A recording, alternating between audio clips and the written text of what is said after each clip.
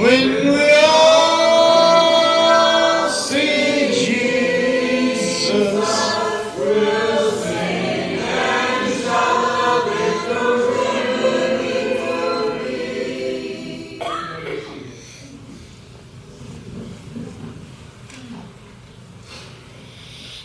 You may or may not have heard that Trip Wright got married yesterday. We're excited about that. He has left today to go to New Orleans to get on a plane and fly to Columbia for the next 2 weeks. So we are just excited about what God is doing in his life and the life of Cheyenne.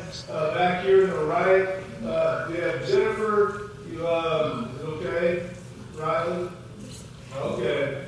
Sitting next to Jennifer is our granddaughter Riley and our grandson Cy. And of course, McKenna and our son-in-law Connor. So we're excited to have them in our lives. And I'm glad that we're able to be here this morning. Riley got the opportunity to spend time with Michaela and Olivia at camp, and that was a really special time for her a few weeks ago.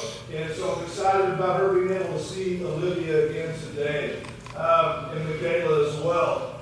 As we look today, I really want to kind of walk and talk through this. I really took part of what I talked about at camp on Sunday a couple of weeks ago, and I've merged it with what I wanted to share with us this morning, what God has been doing in our lives here at the church. But I look at this picture here, and I've been to Colorado several times. In fact, I got Corbin off at the airport this morning. He is flying back to Colorado to begin working again this afternoon. The ministry he's a part of up in Colorado is called the Dale Street House. What that is, Corbin's job for the summer, and it looks like he's been offered a job to stay in the future, if he chooses to. He's working with foster care transitional housing. So those who are aging out of the system, who weren't able to find homes, they're now working with them to help them with jobs and careers, housing of their own, how to fill out applications, and all those different things without just dropping them on the street. That's a challenge.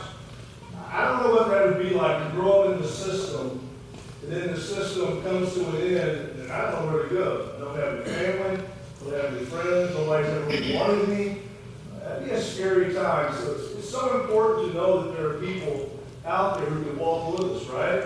And that's important too, because we look at God's people, they're on a journey just like we are. In Scripture, you and I, we're on a journey in our lives. There's some good days, some not so good days, times of learning, times of growth, times of rest, all those different things. So I'm going to merge some Old Testament Scripture from Deuteronomy this morning. You can follow along with me. Deuteronomy chapter 8, verse 2. The Israelites are about to go into the land of Canaan. Moses is kind of giving his farewell letter to them before they go. And picking up in verse 2, Moses says, "Remember how the Lord your God led you all the way." God wasn't just with them when they left Egypt. He was with them every step of the way. And this morning, I want to remind you that wherever you're at in your journey, you may not be coming out of Egyptian bondage. I may not be coming out of Egyptian bondage. But there are times in our life, day to day, where we wonder, God, are you with us? Life can get hard. Life can get scary. Life can get unknown. Major changes like getting married or moving to a new job or health. All these different things. And Moses is wanting them to know that during this time of wandering in the wilderness, God never left them. And Jesus tells us in Matthew 28, "I will be with you always to the very end of the age." That same promise is there for us today. Now, I want us to go home today knowing that. I don't want us doubting that God is with us every step of the way. In these wilderness for 40 years, why? There's a reason they're in the wilderness. There's a reason God led them in the wilderness. It's to humble and test you in order to know what was in your heart, whether or not you would keep His commands.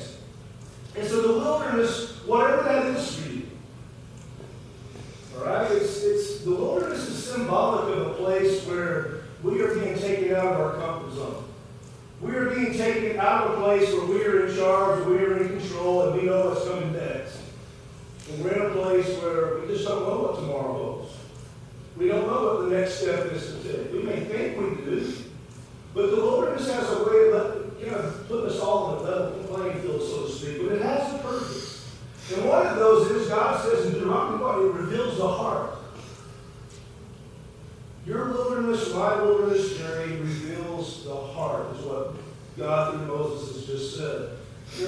our life, through our trust in God. To humble and test you to see if you would trust me. It's during times of wilderness, when we don't know, when we're talking to God, we're praying, we're searching the scriptures, we're gathering with other believers, and we just don't know. And there's that time that when we don't know what to do, and our Father tells us, just trust me. Yeah, but how are you going to do it? Don't worry about that. Just trust me. When are you going to do it? Don't worry about that. Just trust me. God has a way of doing that. It also reveals our heart through our obedience and our disobedience. We're going to see that in just a few minutes. When we're in that wilderness and things seem hard and things seem like we don't know what the next step is, and you want me to do what now? Those kind of things come up. Can you relate to that in your life? I can't be the only one, okay? The wilderness reveals God's presence. He said God was always with them. He led them all the way through the wilderness.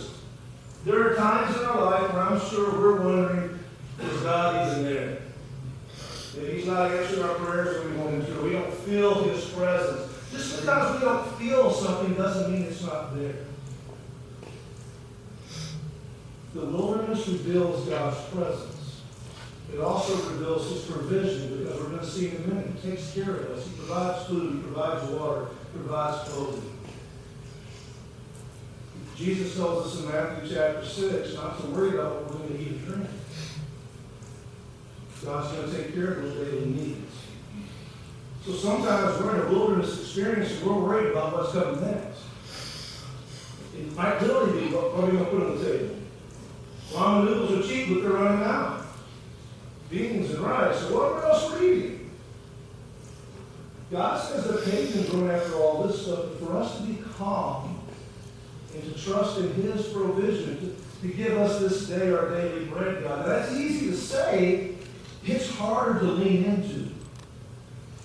Because, a piece of bread's nice, but I'd sure like a steak. A piece of bread's nice, but I would sure like a higher paying job. A piece of bread's nice, but I know you're with us, but I really like to know how it's going to turn out. It reveals God's power. Not only did God, through the plagues over Egypt, show His immense power, in the Red Sea, the crossing of the Jordan in a few minutes in the Bible, to all the different things He's been providing for them, the water, the quail, the manna. God sustaining them, leading them with a fire by day and a cloud by day and a fire by night. What they saw on Mount Sinai. What we have heard about is the resurrected Lord. The power, that same power that's going to bring us back. The wilderness experiences reveal God's power because it's not in my strength or my power that I can do much of anything. I can only go so far. You can only go so far before you run out. And you get to a place where you just have to have God. And it's God's protection. God protected them from hunger. He protected them from dying of thirst. He protected them from the Egyptians. He protected them from themselves. He protected Moses from the people. God protects. So in Deuteronomy 18, that was a lot for one verse, right? We read, and I know we get a lot of it. Sometimes we read so fast we just move right through it, and we miss some powerful things. In 8:3, God says this through Moses: He humbles you, causing you to hunger and then feeding you with manna. Sometimes God is going to humble me and you. He's going to put us in situations, or sometimes we'll put ourselves into situations where without God's provision, we're not going to make it. Whether that's literal food, whether that's relationship, rent's due and I don't know where the money's coming from, child's in the hospital, and as much as I want to change places, I can't. humbling, which neither you nor your ancestors had known. Why? To teach you that man does not live by bread alone. Now, Jesus quotes this later, but on every word that comes from the mouth of the Lord.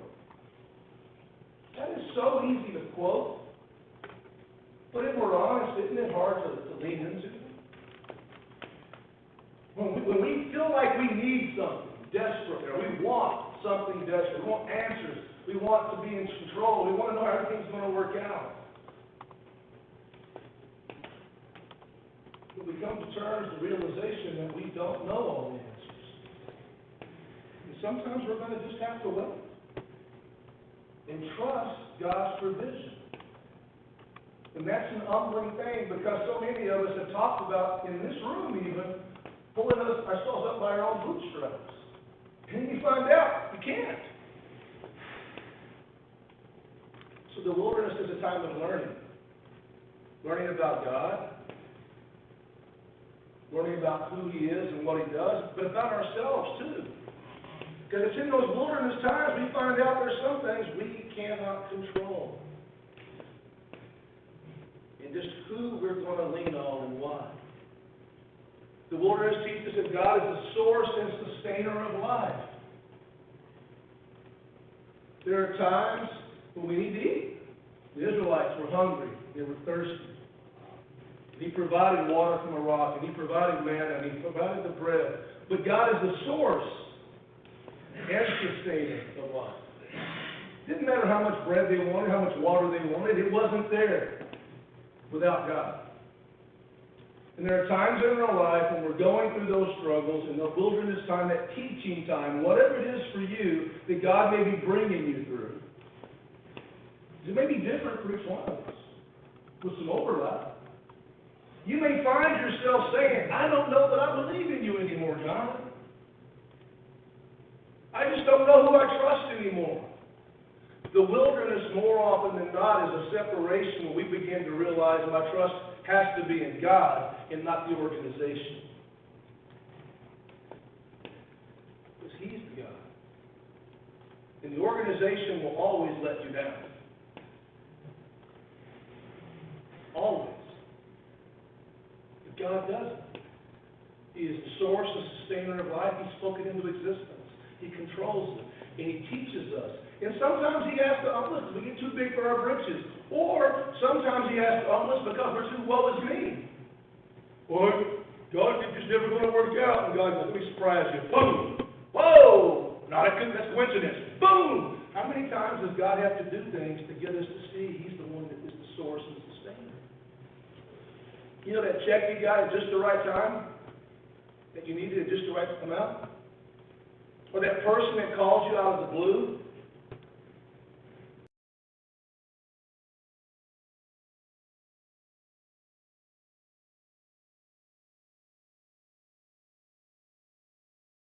You know who I reached out to and prayed for? Didn't plan on it. Wasn't even on my mind all day. But Michael from Michael's gym, club, who in return later responded, thank you so much, I needed that. Wasn't on my mind to do, but I believe God put him on my heart. So Matthew 4, 1 through 3, we read this. Then Jesus was led by the Spirit into the wilderness. God doesn't just take you and me into a wilderness. He takes Himself into the wilderness to be tempted by the devil, and after fasting 40 days and 40 nights, He was hungry. The tempter came to Him and said, if you are the Son of God, tell these stones to become bread. It's in the wilderness that our identity begins to form too. Because when the whole world seems like you have no control, you find out who and what you trust in. You begin to find out just who you really are. And Jesus says this, and then Jesus answered, it is written, man shall not live on bread alone, but on every word that comes from the mouth of God. He's quoting Moses. Jesus understands that there is the physical, but He's pointing us to something eternal, something that lasts. Because even eating that loaf of bread that homemade sourdough bread that's hot out of the oven, you're going to be hungry again. And when you're going through the wilderness and you're grabbing this and you're grabbing that and you're stuffing your face, some of it's not very satisfying. The job you thought was going to bring you peace and joy didn't. The relationship that you thought was going to save you didn't. You begin to learn just who you are and who you rely on and who you trust in. It was after Jesus came out of the wilderness that he began his I am statements. He spent a time there in the wilderness just like we do. And it's in the wilderness that God forged the people that didn't know him into a holy nation. He took them into the land of Canaan, to the promised land.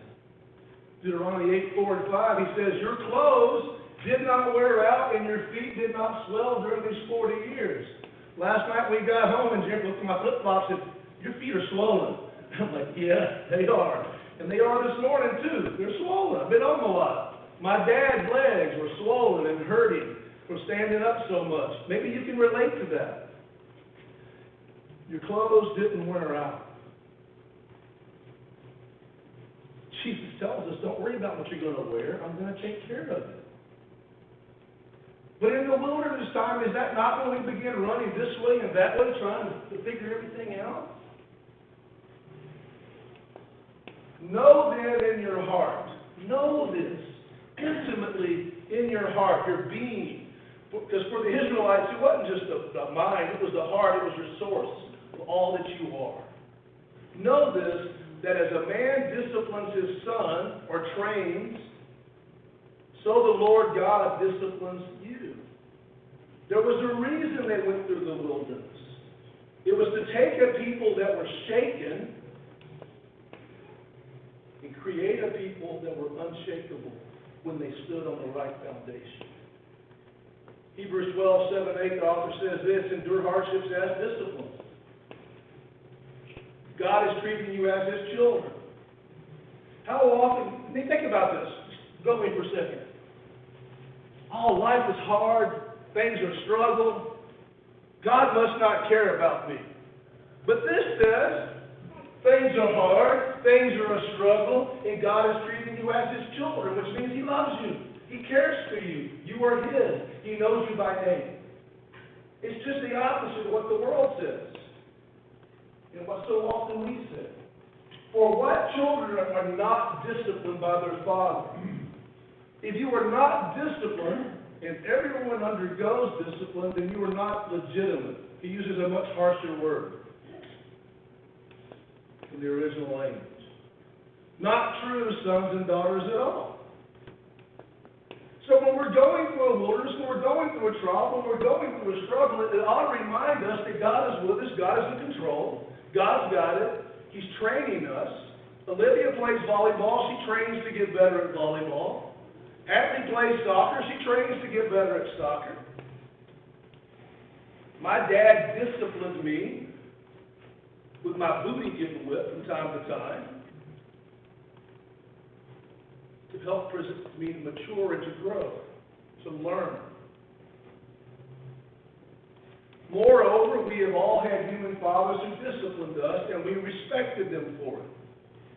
I have sat down with a lot of people who said, you know what, my dad never disciplined me at all. I don't really have a lot of respect for him. He just gave me anything and everything I wanted, but was never the dad he should have been. He tried to be my friend instead of my father. And there are other men who say, you know what, my dad was rough, he was hard, but he taught me how to be a man. He taught me how to respect people, how to respect my mother. And I'll tell you this real quick. Riley and Cy say thank you. Yes, sir, and no, sir. And Cy was awake all of 30 seconds this morning. I heard him tell Jennifer, or Nani, thank you. Mamas and dads both discipline their children because they love them. How much more should we submit to the Father's Spirit and live? But don't miss that word submit. In the wilderness, we learn to do it our way or his way. Our way will leave us hungry, thirsty, worn out, and ultimately dead.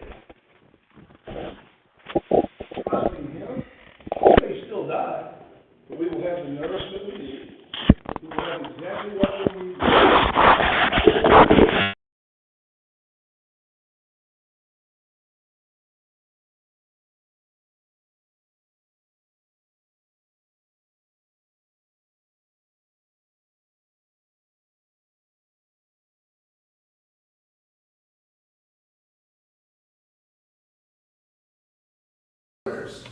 For those who don't know, that means running from the baseline to the free throw line, back to the baseline, to the next line, back to the baseline, the half-court line, back to this.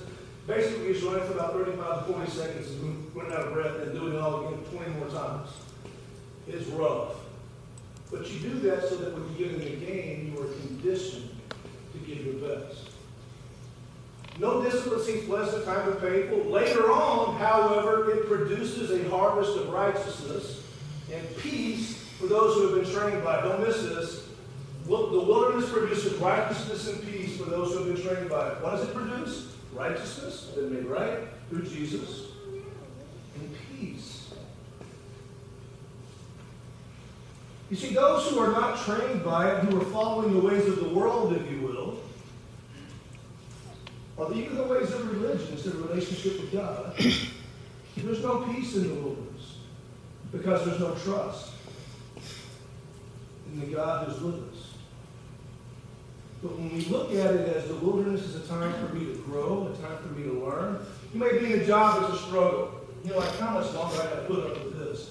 Maybe the question should be, God, what are you teaching me in this situation? What do I need to learn about what I'm going through? Rather than looking at it as, oh, I just got to get out of here. Look at it as, okay, I'm in a rough spot.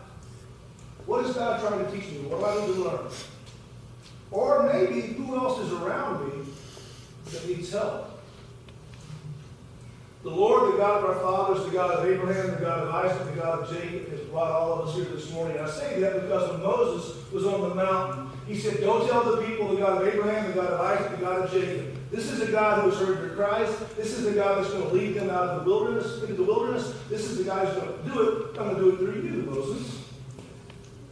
Those people, our ancestors, when you get to the book of Numbers, they're about to go into the promised land where everybody wants to go. About to go into retirement, about to go on vacation, whatever you want to call it. They're going into the promised land. And they freaked out and were scared and said, we seem like grasshoppers in our eyes and in their eyes too. They had no peace. They had no trust. They had no obedience. But God says this about Caleb. But because my servant Caleb has a different spirit and follows me how? Wholeheartedly. I will bring him into the land he went to, and his descendants will inherit it. Caleb was confident. Why? He knew that God could do it. He trusted God. He obeyed God. He understood the battle wasn't his, but was God's. He says that when they say the land will devour us, he says, no, he will devour it. Much the same way David says, Goliath is going to fall today because my God is able to deliver me. Two different people, right? You've got grasshoppers in the wilderness experience and people who worship God wholeheartedly, who God said has a different spirit. And can you not tell it when you're around people? Those who have a peace and a calm in the midst of a storm or in the midst of struggles compared to those that are like, oh, I don't know what road you're on today. Chances are we're all on the same road in the wilderness at our own time, right? God sees it. That's what he told the Israelites through Moses. God sees you. God hears you. God's concerned about you. God's going to come and rescue and bring you out. God's they're like, yes, we're getting out of here. You got to celebrate. Isaiah, can you do this? Forget Isaiah. Can you do this? Yeah, I thought so. I've seen you do it, right? You smiling right now. I've seen you do it. Because you celebrate because we're getting out of this place. But he took them out of that place into a harsh place. He took them out of a place where they had roofs over their head and food in their bellies and took them into a place they couldn't see it. Our spiritual ancestors. Look at a couple of verses here. Get in Exodus 14, 10 through 13. They were terrified and cried out to the Lord. They said to Moses, "Was it because there were no graves in Egypt that you brought us through the desert to die? What have you done to us by bringing us out of Egypt? Didn't we say to you in Egypt, 'Leave us alone, let us serve the Egyptians'? It would have been better for us to serve the Egyptians than to die in the desert." They're at the Red Sea, the Egyptian army's coming, they're free, and they're already choosing going back to what was. Because they don't trust God anymore. They're shaky. So just because there's God's people doesn't mean they truly trust God. Just because they've seen the miracles doesn't mean they truly trust God. They have a spirit, not like Caleb, with a grasshopper. They get a little bit farther. The Israelites said to them, "If only we had died by the Lord's hand in Egypt. There we sat around pots of meat and ate all the food we wanted. But you have brought us out to this desert to starve this entire assembly to death." In other words, we would rather remain in captivity and to experience the freedom that says we have to rely on you. Because at least in captivity, at least in bondage, I know what I have. I'd rather stay in a bad relationship because I know what it is versus trusting God and moving into something better. Grasshopper versus Caleb. A different spirit. The whole Israelite community set out in the desert of sin, traveling from place to place as the Lord commanded. So at least they're obeying God and going where He tells them to go, right? They camped at Rephidim, but there was no water for the people to drink. Don't miss this. God put them in a place where what? There's no water. It wasn't by accident. God's the one leading them by day with a fire and cloud and by fire by night. God intentionally placed His people in a place where there's nothing to drink. So they quarreled with Moses and said, "Give us water to drink." Moses replied, "Why do you quarrel with me? Why do you put the Lord to the test?" Oh, do you trust God or not?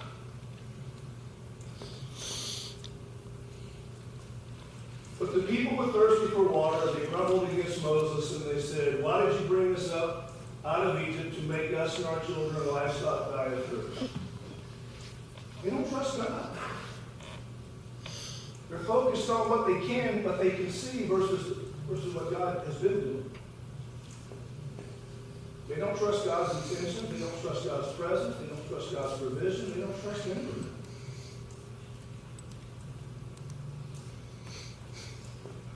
Have you ever been there? I mean, I'm sure we've all experienced God's blessings over the course of our life, or we wouldn't be here today. But how many times in our life are we just like Him? "God, where'd you go? You left me here to die." Or are we like Caleb, who says, "God's got it. I don't know how."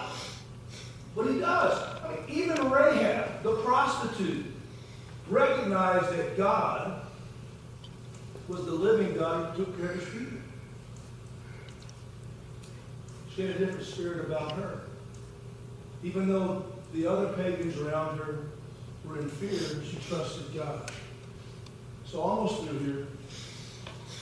The seed falling on rocky ground refers to someone who hears the word and at once receives it with joy.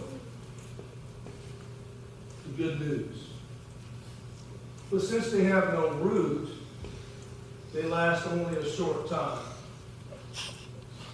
When trouble or persecution comes because of the word, they quickly fall away.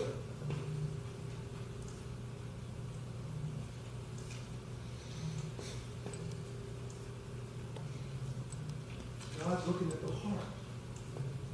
Trouble and trials that come represent wilderness experiences. It's a chance to grow in our trust for God, in His provision, You know, I've talked to a lot of military people just because, one, my family members were in it, and I have friends that are. And a lot of them today they struggle with not trusting our government to take care of them while they're overseas.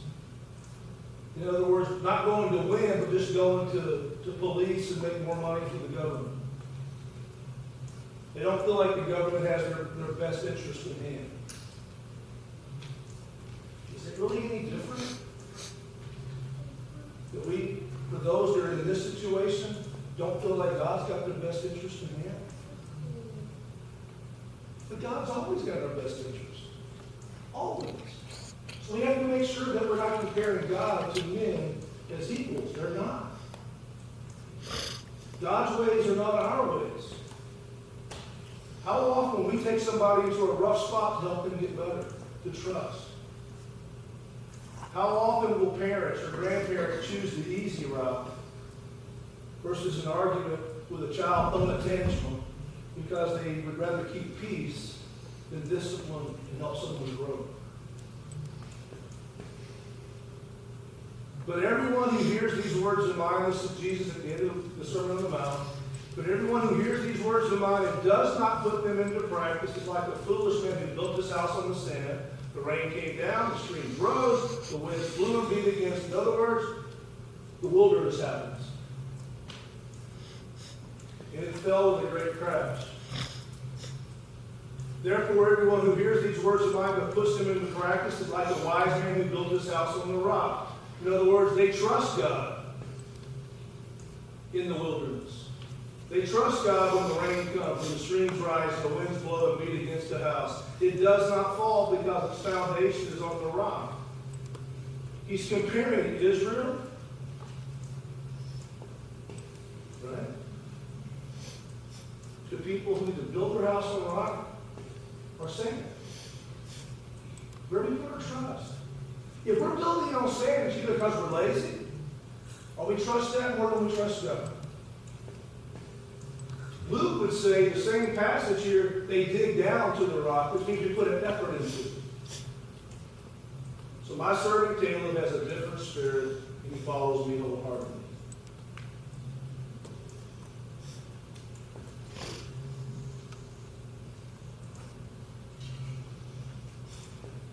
As we end today, not quite 15 minutes, a little bit more. A little fun Larry and I had the other day talking. What is your time in the wilderness revealing about you and your trust in God? The wilderness is a teaching experience. It's a learning experience. And if you'll let it, it can be the most intimate experience of God you've ever had. Because the same God who was with Israel all the way is with us all the way. That's a powerful statement as we stand and sing.